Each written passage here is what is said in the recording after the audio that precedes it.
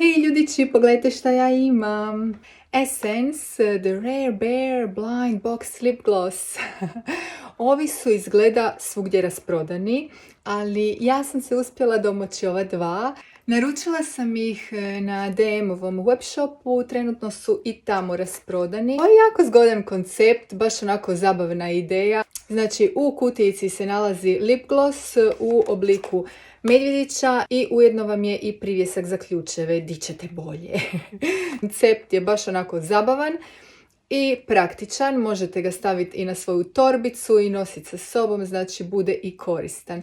Jako je dobra ideja i kao poklon nekome, prijateljici, slično kao Labubu, Blind Box, Mystery Box, sada je to dosta u trendu, primijetila sam. Znači 5 je različitih boja, tu je i neki Secret Bear i ovdje kaže samo 1000 komada je dostupno u cijelom svijetu, znači neki ono wow poseban. Naravno ne znam koje sam dobila, možda su i dva ista, nadajmo se da nisu. Čekala sam ovaj trenutak da vam snimim video, da otvorimo zajedno, da vidimo koji su medvjedići unutra. Jesmo li spremni? Hajmo otvoriti paketić.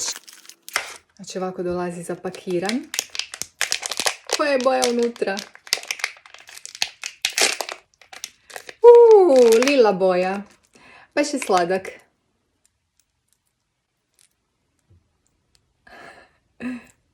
Da vidimo. Fino miriši. Mislim da je proziran.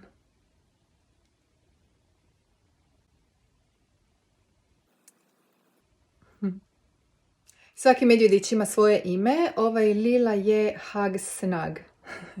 Fora. Ajmo vidjeti ovaj drugi boks. Ovo je zabavno. Sad mi je žao da ih nisam uzela više. Baš je fora.